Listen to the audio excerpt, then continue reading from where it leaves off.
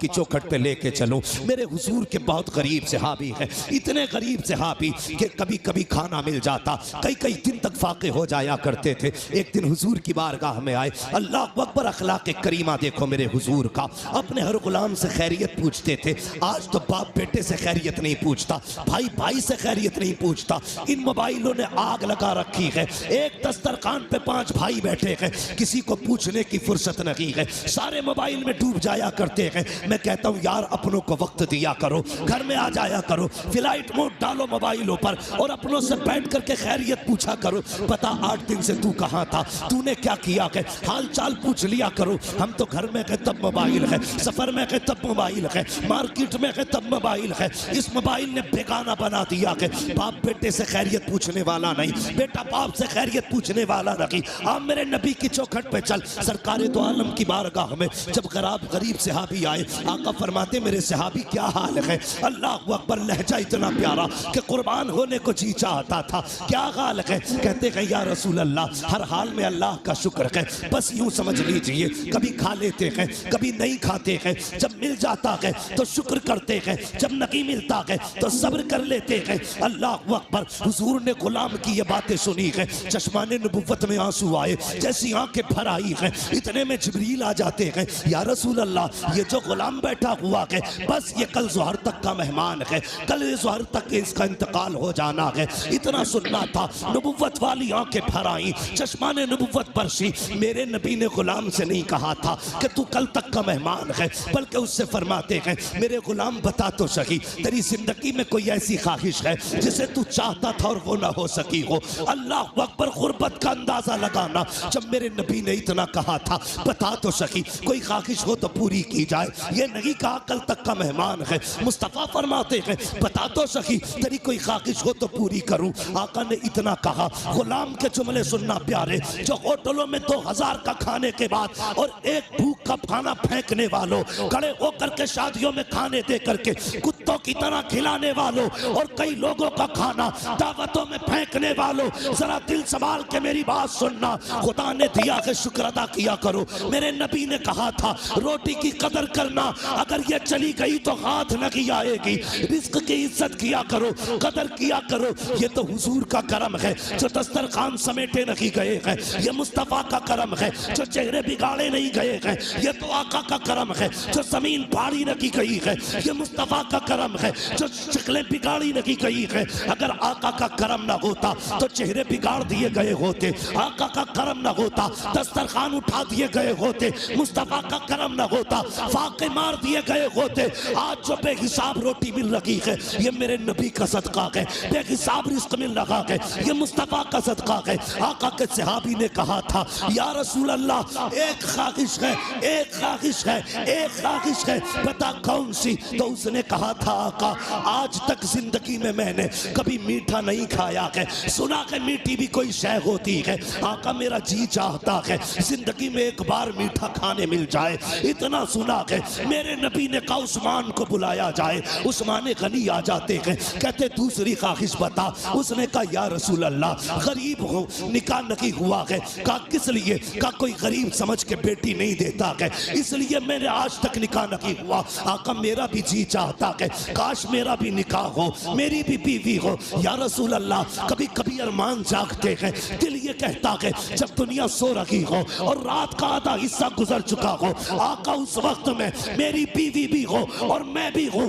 دونوں مسلح پہ کھڑے ہو, وہ بھی رو کے رب کو مناتی ہو, میں بھی رو کے رب کو مناتا رہوں. آقا بس اتنی خواہش ہے, ایک تو میٹھا مل جائے, دوسرا میرا نکاح ہو جائے. نبوت والی آنکھیں برس رکھی ہیں. فرمایا بتا تیری نظر میں کوئی بیٹی ہو تو بتا. اس نے کہا جی یا رسول اللہ میرے چچا ذات بہن ہے, لیکن میرا چچا غریبی کی وجہ سے مجھے دیکھنا نہیں چاہتا. آقا فرماتے بلایا جائے اس کے چچا کو. جب ان کے چچا کو بلایا گیا, اب میرے نبی کا فیصلہ سننا. آقا فرماتے ہیں میرے صحابی میں نے تیری بیٹی کا رشتہ اپنے اس غریب صحابی کے ساتھ طے کر دیا ہے. پھر کیا تھا, مصطفیٰ کا فرمان تھا, گردن جھک جاتی ہے. آقا فرماتے ہیں کوئی اعتراض تو نہیں ہے. تو انہوں نے کہا تھا یا رسول اللہ حق تو یہ کہ بیٹی کا ہاتھ مانگا ہے، اگر سر بھی مانگ لیتے ہنستے ہنستے جانے دے دیتے، اس لیے کہ یا رسول اللہ جان دے دی ہوئی اسی کی تو تھی، حق تو یہ ہے کہ حق عطا نہ۔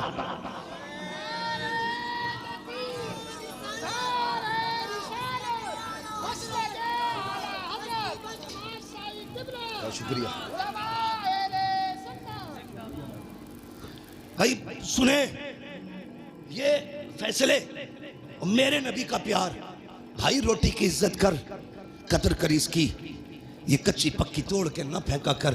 کھانے کا ادب یہ ہے، کھانے کے لیے بیٹھو تو اگر پلیٹ میں ٹوٹی ڈلیا میں ٹوٹی روٹی کے ٹکڑے ہونا، پہلے ٹکڑے کھا کے رب کو دکھایا کر، یا اللہ میں نے ناشکری نہیں کی ہے، میں تو ان ٹکڑوں کے لائق بھی نہیں تھا، یہ تیرا احسان ہے، تو نے میرے آگے یہ ٹکڑے رکھ دیے ہیں۔ وہ تو یہ کہتا کہ میرا شکر ادا کرو گے تو اتنا دوں گا کہ سنبھالا نہیں جائے گا، اور ناشکری کرو گے تو یاد رکھنا اسے عذاب میں مبتلا کروں گا کہ کوئی بچانے والا نہیں ہوگا۔ حضور نے اتنا فرمایا کہ تیری بیٹی کے ساتھ اس کا نکاح ہونا ہے۔ جی یا رسول اللہ کا تاخیر نہ کرنا۔ آقا جانتے تھے کل ظہر تک کا مہمان ہے، مصطفیٰ جانتے تھے کل ظہر تک اسے موت آنے والی ہے، اس لیے میرے نبی نے کہا اب دن کا انتظار نہیں ہے، ابھی اس کا نکاح ہوگا۔ ابو بکر جی یا رسول اللہ نکاح کی جو ضرورتیں ہیں وہ آپ پوری کریں گے۔ عثمان جو حلوہ ہے وہ آپ کا بنانے کی ذمہ داری ہے، ایسا حلوہ بنانا کہ آج تک کسی نے نہ کھایا ہو۔ میرے غریب غلام کی تمنا ہے،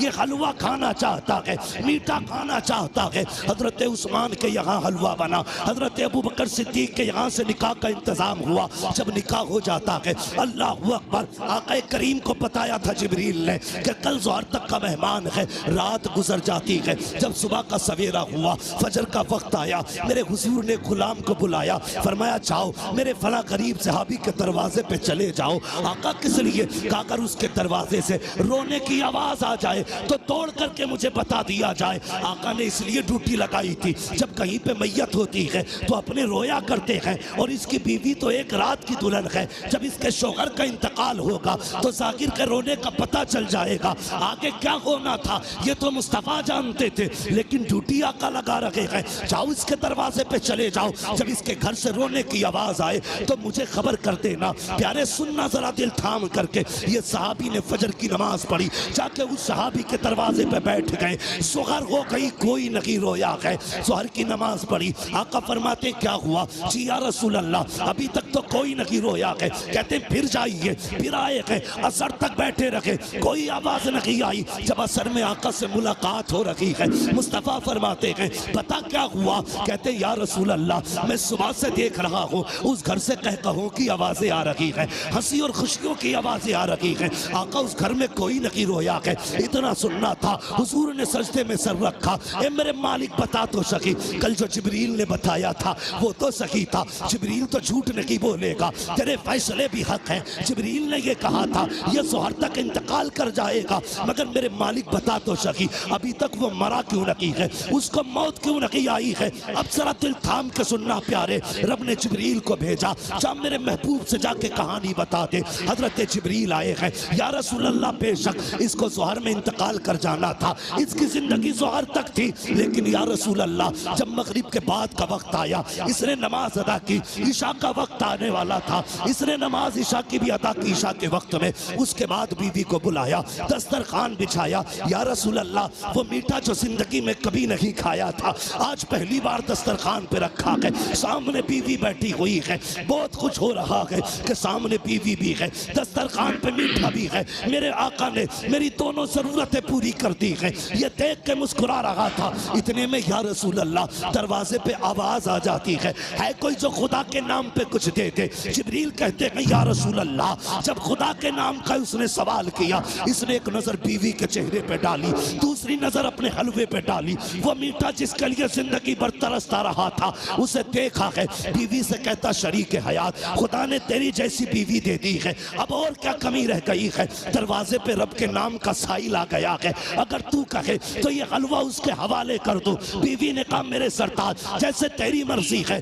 جبریل کہتے ہیں یا رسول اللہ اس نے اپنی زندگی کی سب سے پسندیدہ غذا حلوہ اٹھایا، خدا کے نام پہ غریب کو دے دیا اور کہا جب غریب کے ہاتھوں میں حلوہ آیا، آقا اس کی زبان سے جملہ نکلا، خدا تیری خوشیوں کو سلامت رکھے، خدا تیری خوشیوں کو سلامت رکھے۔ جبریل کہتے ہیں یا رسول اللہ، فیصلہ تو موت کا ہو چکا تھا، لیکن جب اس فقیر نے کہا تھا خدا تیری خوشیوں کو سلامت رکھے، رب نے فیصلہ کر دیا، اے جبریل اس نے اپنی من پسند شے میری رضا کے لیے اپنے آگے سے اٹھا کر کے غریب کے حوالے کر دی ہے، جاؤ میں نے اس کی زندگی کو موت کو زندگی میں تبدیل کر ڈالا ہے اور اس کے غموں کو دور کر کے اس کی زندگی کو خوشیوں سے آباد کر ڈالا۔ جی ہاں دوستو، جیسے کہ آپ نے سنا کہ غریب کی مدد کرنے سے، اس کو کھانے کا تھوڑا سامان دینے کی برکت سے اللہ پاک عمر میں بھی برکتیں عطا کرتا ہے، عمر کو لمبی عطا کر دیتا ہے۔ کیونکہ دیکھا آپ نے سنا مفتی حماد رضا قادری مراد آبادی صاحب کی زبان سے حضرت نے بتایا کہ حضرت جبریل امین نے بتایا تھا کہ اس شخص کو کل شام مغرب تک یعنی موت آ جائے گی کل تک، لیکن جب اس نے مدد کی اسی دن جس دن بتایا تھا تو اللہ پاک نے اس کی اس عبادت کے صدقے عمر میں ہی برکتیں عطا کر دیں۔ دوستو جب اللہ پاک عمر میں برکتیں عطا کر سکتا ہے تو میرا رب خالق کائنات ہے، جس چیز کو ہم مانگیں گے، جس چیز کی طلب کریں گے، اس ماہ مقدس کی برکت سے میرا رب ہمیں عطا کرے گا۔ تو دوستو ہم سب کو چاہیے کہ ہم سب کو غریب اور یتیموں کی مدد کرنی چاہیے، مسکینوں کی مدد کرنی چاہیے۔ جو ہمارے خاندان میں، گھر میں، رشتہ داروں میں غریب ہیں، سب سے پہلے ہمیں ان کی مدد کرنی چاہیے۔ اس کے بعد جو ہمارے محلے میں، اڑوس پڑوس میں یا ہمارے گاؤں میں جو غریب ہیں، جن کے لیے کھانے کا انتظام نہیں ہے، ہمیں چاہیے کہ چپکے سے انہیں، کسی کو پتہ نہ چلے، ہم ان کے گھر راشن بھجوائیں۔